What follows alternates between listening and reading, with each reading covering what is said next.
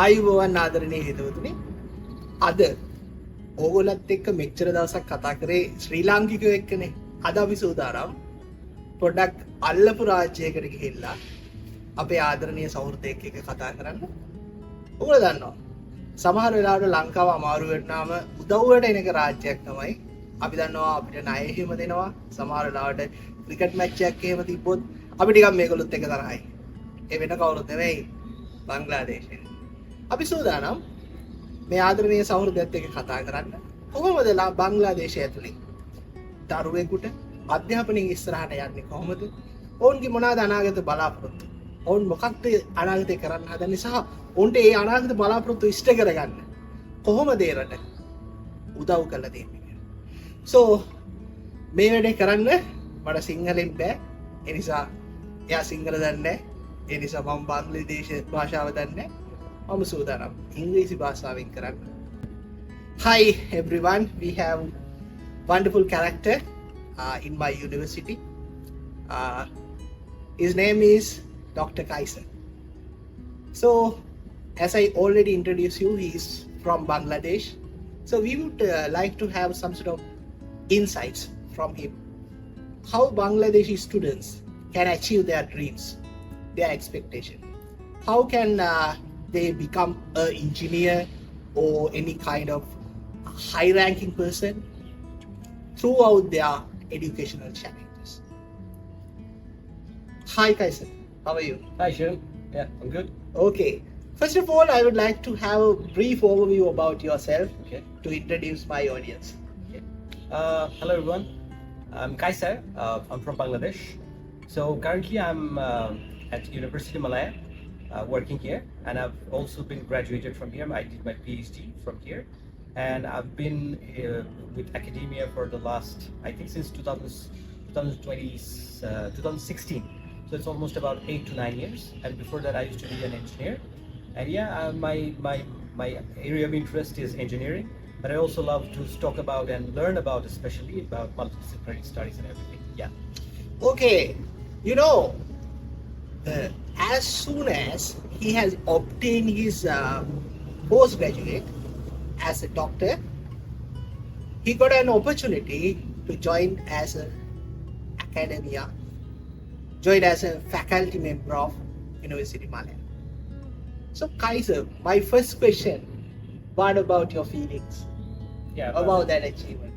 Of course, I'm genuinely feeling honored to come into academia, and I thank God for this and for this position.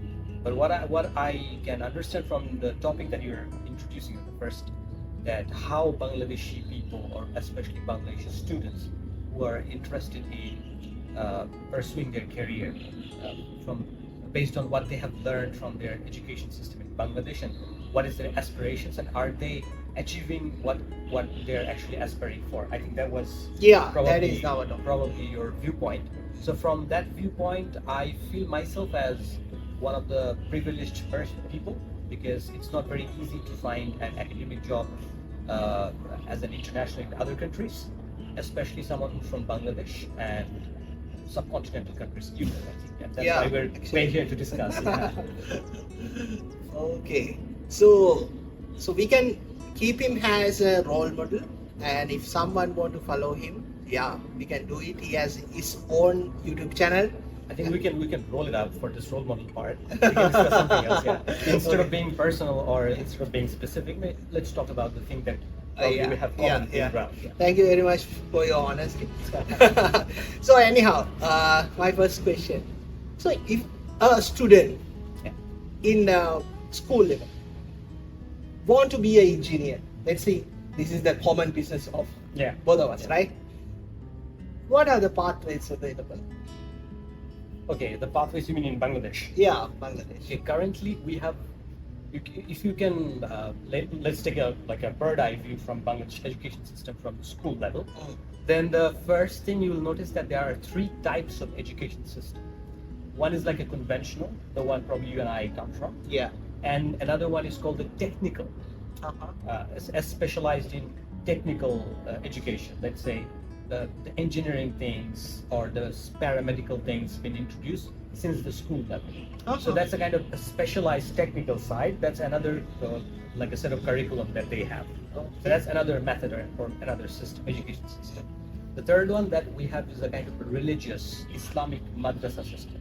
Okay. So it's like a traditional way of learning different sciences, but of course through the lens of Islam. Right. So that's another set of Domain. Domain. So Yeah. we have these three domains of education. So if somebody wants to be an engineer, it's possible from all the three backgrounds. If someone does his school level education, finished that one, then he wants to be an engineer. It's possible from all of these three systems. But typically speaking, most of the people who pursue their career as an engineer later, in the beginning they either started in the school level, like a conventional school, or probably from the technical. But for, let's say, from school you're going to the college, and then at the end you're going to the university. Especially we have some specialized engineering universities. Okay. Let's say I come from a university that's called QET, K-U-E-T. Right. So it stands for the UET part stands for the University of Engineering and Technology. Right. So we have this one in country, Buet, Kuwait, Ruet, Chuet, and there's another called Duet. That all sounds wait. But that's the like a kind of a similar family group of universities. So Okay. specialized for engineering. Right. So those who want to pursue their career as an engineer, these are the top class universities Yeah. that we have. Yeah. I do have one question. Yeah. Are they belongs to government? Or... Yes. Especially. These are the government institutions, I mean Okay. universities that I've done. Okay. In Bangladesh, Yeah. do you have any kind of private universities? Yes. Okay. What about the concentration and the chemistry of that universities? You mean from only the engineering perspective? Yeah. Or Let's all discuss about the engineering. engineering. Okay. Private universities. Okay. If I don't know whether your country has the full signatory of Washington Accord. Are they? Or Yeah, we do have. you have since which year? Let's say. Since I think 2015 or something. 2015. So it's a full signatory. Not, Yeah, It's yeah. not the provisional. It's a full status, right? Yeah, yeah. So in Bangladesh until 2013, they were the provisional. They had the provisional status. Mm. But since 2013, they are full signatory. So All five universities that all you five have universities, mentioned. Okay. yes.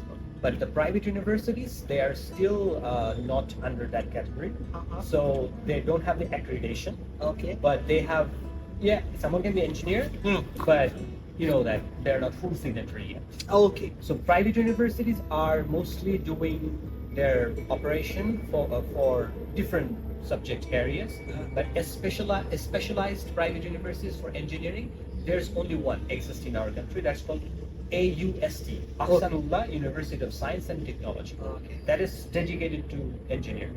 Okay. Other than that, they're mixed operation. Yeah. The reason that I asked that question from you, because in Sri Lanka we had that kind of discussion. The Bangladesh already achieved this kind of private universities. They have very good private university system, Okay. and they could able to regularize them, and that kind of achievement has been discussed all around my country. That's why I asked from you that question.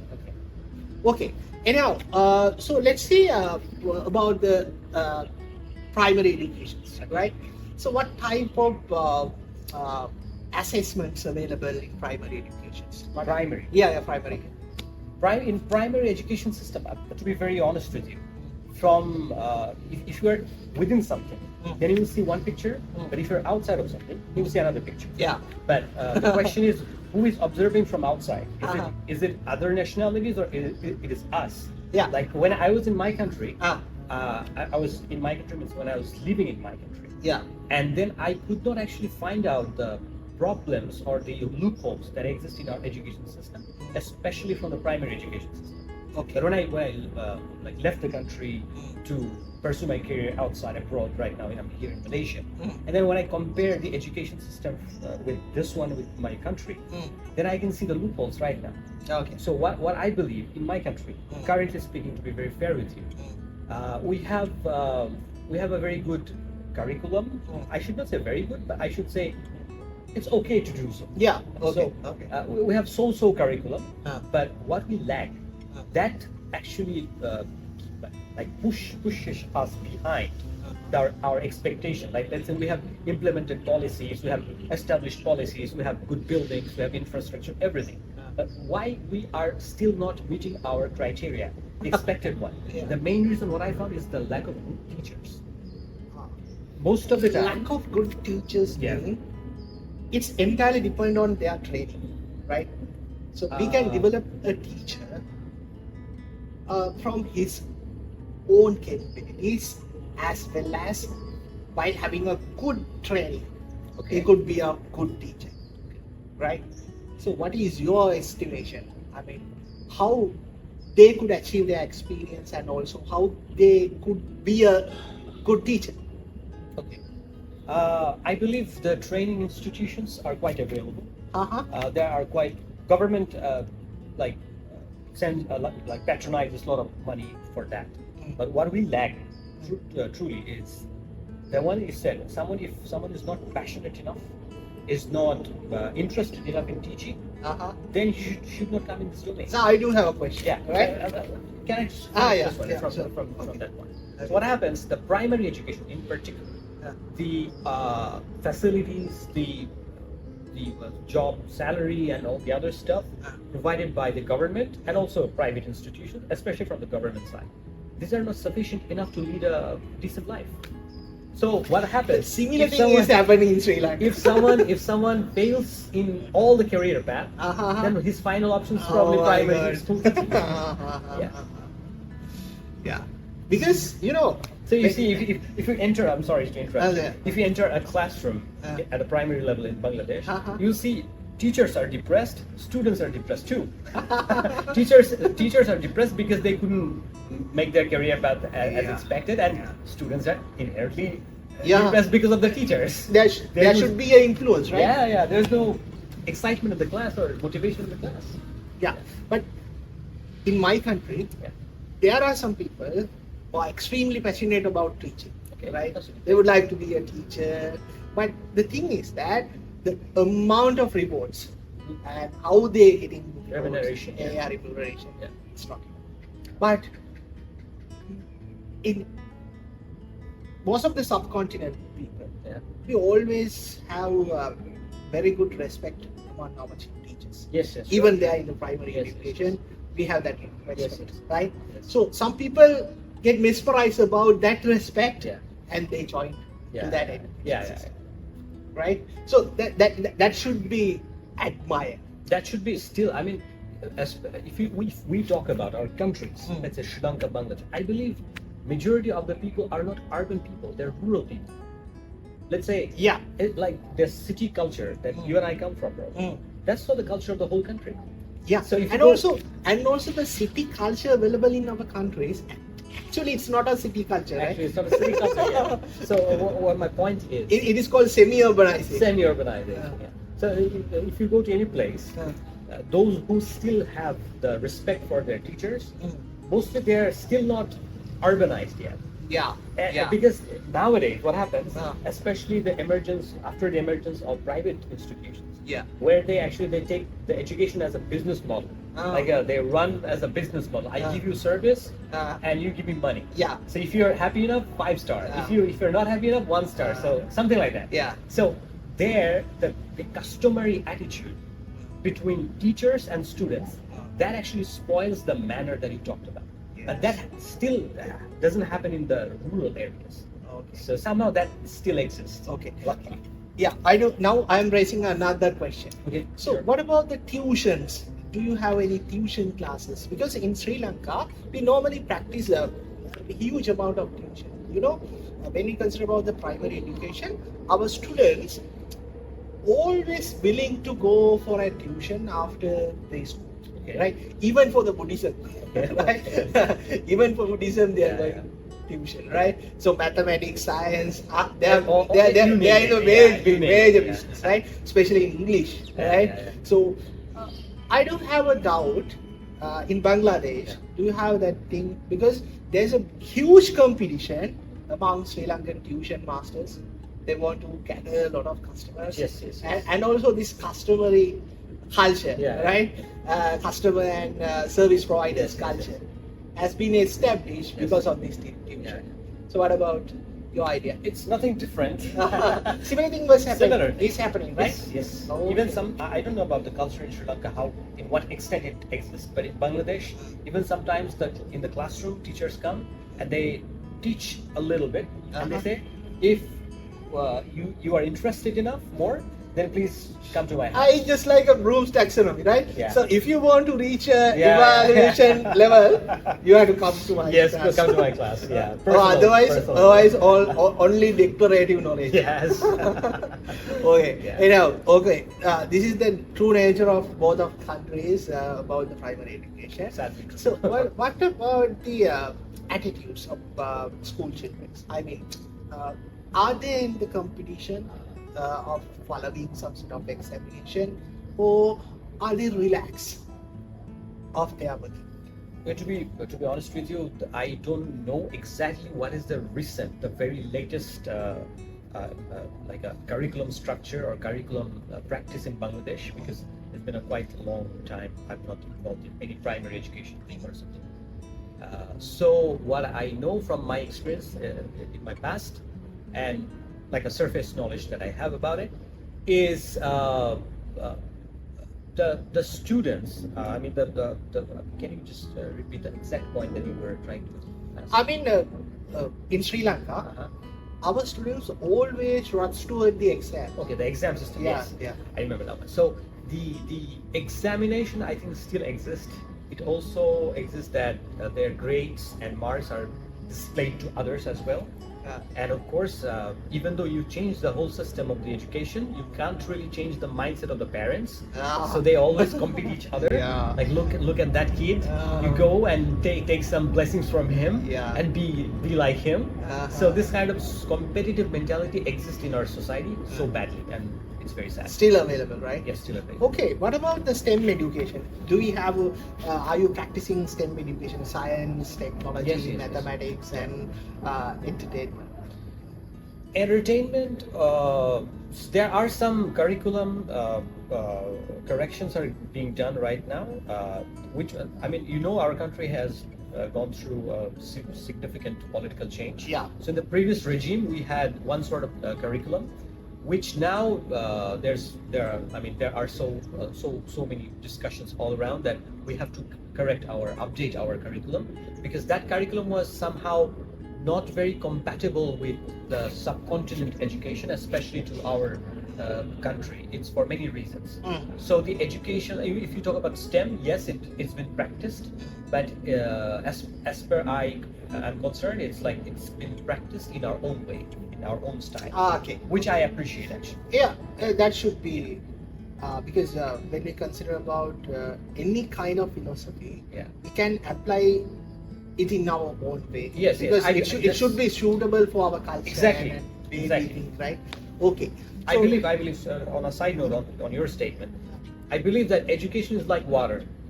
You gotta take the shape. can't, yeah, you have to take the shape. Uh-huh. You can't really define a shape of water.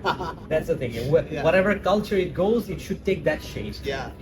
Because there are some decision boundaries, right? Yeah. Which was created by the culture. Yeah, Right. yeah. Okay. So this might be a very crucial question. All right.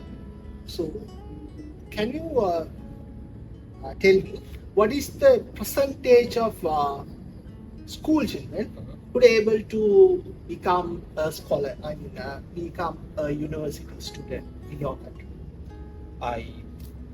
To be honest, I can't give you any specific statistics because I'm so bad at it. No, I can't remember the give me a rough statistics, but roughly the percentage is increasing day by day for many reasons. And I believe that this statistics do not justify the reality, do not do proper justice in what actually is going on. Because our country is a very small country with a lot of population. It's a huge population, highly populous country. But what happened in the previous time, the government established so many universities, even without even without like complying with the standard of the university. Uh-huh. So what happens? We have a lot of universities, government universities. Uh-huh. So students that they get chances, of course, through highly competitive exams. Very small question. Yeah. Do you have to pay? Yes, we have to pay, but very small amount, like a subsidized Okay. education system in Okay. government universities. All right. So what I'm saying is, students go through the competitive exams, like a kind of admission test. So after this admission test, they go to the university. So if you compare the rate of university admission of this year, let's say 2025, and back in 2015 or back in 2005, of course the rate is getting higher because you establish more universities. And you get it, and the population is increasing. But the quality, if you talk about it, then I doubt it. But they do have that accreditation. Not all universities. Not all universities. Currently, I know that currently the government is focusing on all the government universities, especially those who have STEM education. They are focusing on OBE. Yeah, and they're working for the Washington Accord. Yeah. Except the five specialized universities for engineering. So I do have a question about two streams, right? You have discussed about some sort of the conventional way of being an engineer, and also there's a part of technically sound person, and we can gather some technical knowledge as well as some sort of hands-on experience. Yes. Right? So you can gather that and become an engineer. Yeah, I mean, so can you explain about that? I think I need to be more clarified about. I mean, what is the two pathway of being an engineer? Okay. What are the two pathways? Yeah. Actually, technically, it's three pathways because I said the madrasa. Yeah, madrasa. Someone can be an engineer even from the madrasa background. So the pathway is like until the grade 9 or 10, you have to pass the school level exam. Right. And then you have the college level. We call college. In other countries, they call high school or something else. So that. But both of schools are same, right? Yeah. But I mean, same school, high school level. You can go to a different institution. Okay. Yeah.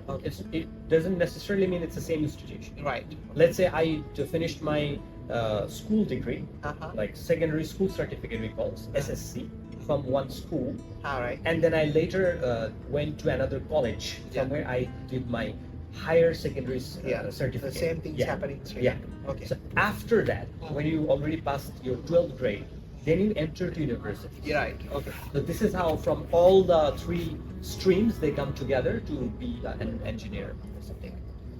Okay. So what is the effectiveness of both of these streams? I mean, the conventional one and the technical. Conventional one, because why I'm asking that question, Sri Lanka also has same thing, because it was established in very recently. There is a pathway called technical stream, right? Previously we study about the mathematics, chemistry, physics to be an engineer. Right, so there's another path which is called technical pathway. They will study about the engineering sciences, the mechanical engineering, electrical engineering. But still, the Sri Lankan authorities not ready to consider them as engineers. They are considered as a technicians. Technologists. That is not technician, technologists. Yeah. Okay. I think it's purposeful and it's mostly skill based, I believe. And it exists in other places of the world, not just in our country or your country. Yeah. It's because how the colonized era established the education system, especially the British colonizers. So we're still following that thing. But I believe there are benefits in it and there are drawbacks in it. Okay. Yeah. This might be a very useful question for our university students. So if you become an engineer, what type of salary you can take? Salary? Yeah. In Bangladesh. It should be. I mean, what I'm saying is not what is the current salary, because tell me some sort of inflations. There are so many, like geopolitical and economical issues are there. I believe the standard should cover someone's work-life balance and everything. It's not, I mean, you can't really define a job satisfaction just by money. Yes. I mean, the first thing I would consider is how much time an engineer has after his job. That is the most important Yeah, thing. yeah. I mean, if he can afford time, Yeah. then even though he's not highly paid, overly paid, Yeah. he will find the job satisfying. Yeah, he should have a Yes. time to Yes, yes. spend that money. Exactly. Why I'm saying this, because there are some multinational companies in Bangladesh, yeah. and I think also exist in Sri Lanka and all the other countries. Uh-huh. They pay a highly paid job, like a highly paid salary. But they don't have time. They take your time. Okay. And they make a culture, like a very unhealthy culture, that the employee become somehow the slave of the company. So that's I think, concern, at least from my point of view. Okay. So, next question. This might be the last question. All right. Right? What type of challenges available in your country? I know the current political scenarios, but I don't want to discuss about that. But I just want to know what type of challenges available with your student to become a person like you. I don't recommend people to become like me. But, I mean, let's say a prototype that we're talking about. Let's say someone wants to be at a position that he finds like ease or like satisfaction, like a job satisfaction. Something like that. According to your definition, the person who has time Yeah. discuss something like this, and also the person who has Yeah, I mean that's a very good point, because if I were in Bangladesh, I would definitely not have the time with you to discuss about all these issues. and also I'll stuck in traffic. I was stuck in traffic to look at my watch and when I'll reach home after the job. So and also you should have some sort of money for after party of this video. Okay, tell me. okay. Yeah. Can you just summarize the question, because in between we make crack some jokes. Because when we consider about a student to become a professional, so there should be a pathway, we have discussed it, but there should be inherent difficulties, right? These difficulties might be make him to another way. Sometimes it might ended up his life, right? Life is part, right? So what type of key challenges that you have been obtained? Tell me 1 or 2 or 3. If you talk about challenges, then I would not highlight the challenges that are ongoing, because generation will change, a new generation will come, and they have their new ongoing challenges. Yeah, now we do have alpha generation, right? So I'm not interested in the current thing that comes and goes. I'm interested in problems or challenges that may exist even in another generation coming ahead. Sure. Yeah. So the first thing that I believe is the security. I mean, what I mean by security is not just the security that you walk on the street and you have no security, someone can snatch or something, robber. That also exists. But what I'm saying is the job security, or in Bangladesh, I can tell these things about in Bangladesh, you are not quite sure that how much money, if you earn, then you will feel secure enough, like financially you're secure enough. You don't know that. You understand what I'm talking about? That you have like this amount of money, you have earned already in your life, now you feel secure. In Bangladesh, right now, it's not possible.